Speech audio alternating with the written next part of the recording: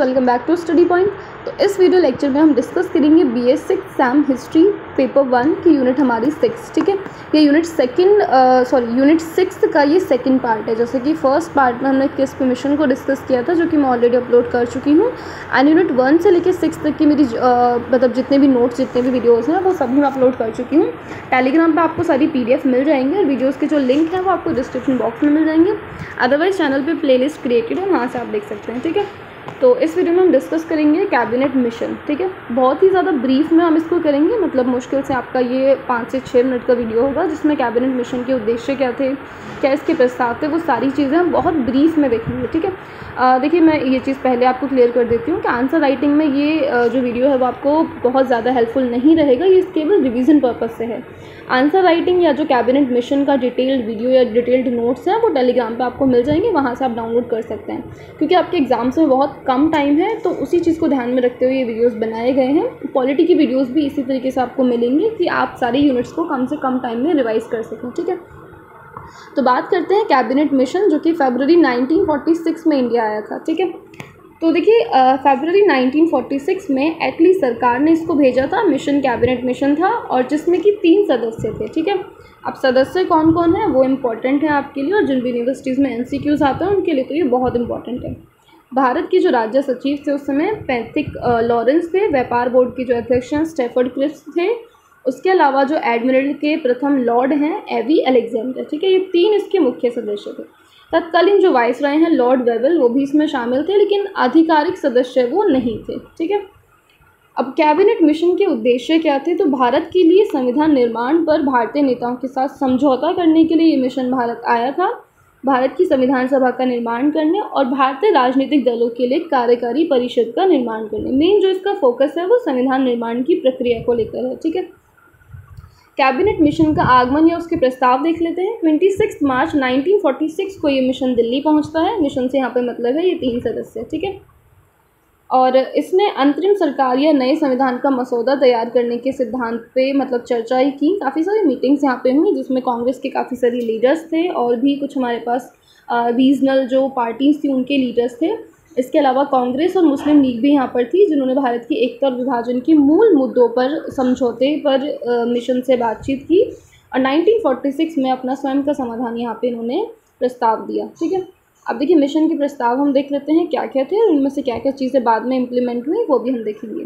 तो सबसे पहली चीज़ जो यहाँ पे लीग के द्वारा रखी गई या जिसको मिशन ने अपने प्रस्तावों में समाहित किया, वो थी पूर्ण पाकिस्तान की मांग को अस्वीकार कर दिया था मिशन ने, ठीक है।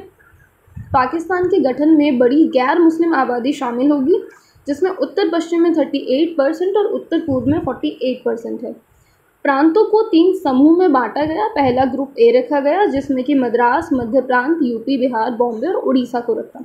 दूसरा इन्होंने ग्रुप B रखा, जिसमें पंजाब, सिंध और बलूचिस्तान को रखा।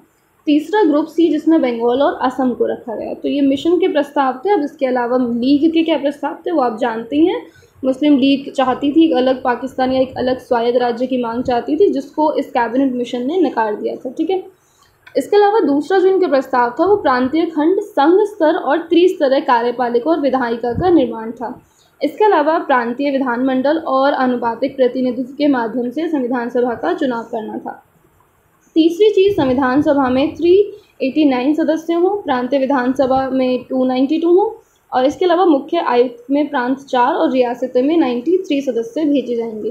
तो ये इन्होंने जो संख्या थी संविधान सभा के लिए और बाकी विधानसभा और बाकी के संगठनों के लिए इन्होंने ये संख्या डिसाइड की थी।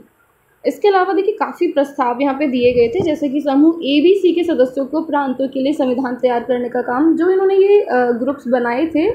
ग्रुप A को उसी क्षेत्र के संविधान निर्माण के लिए प्रस्ताव बनाने को कहा गया, ग्रुप B को उसके क्षेत्र के लिए और ग्रुप C को उसके क्षेत्र के लिए। संविधान सभा में अलग अलग बैठना था और यही संभव हो तो समूह के लिए भी इन्होंने यही चीज़ रखने की कोशिश की थी।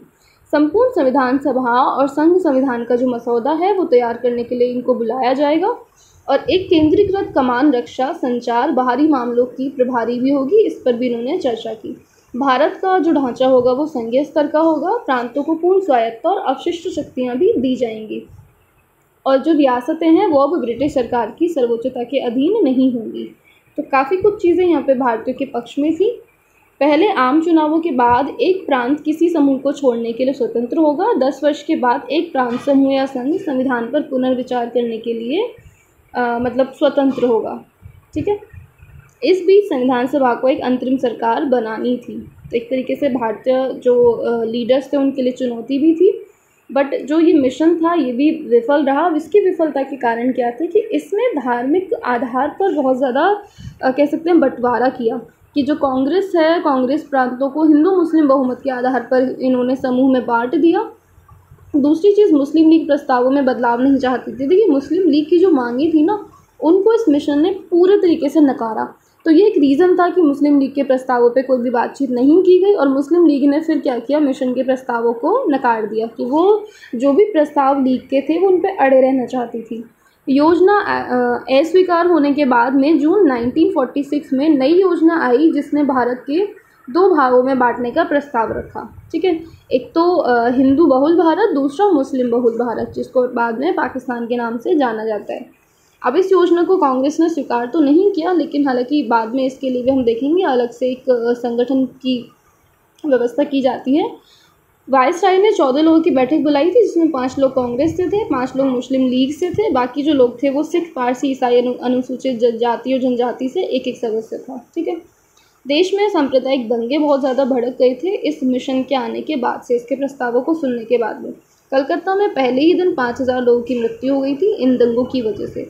तो ये कुछ रीज़न्स रहे हमारे पास, जो मेजर रीज़न थे जिनकी वजह से ये मिशन जो था ये भी भारत में विफल रहा। ठीक है। तो यूनिट 6 में हमारे मेन यही 2 टॉपिक्स थे, क्रिस्प मिशन और दूसरा कैबिनेट मिशन। ठीक है। ये नोट्स आपको टेलीग्राम पे मिल जाएंगे। मिलते हैं नेक्स्ट हमारे यूनिट नंबर 7 में।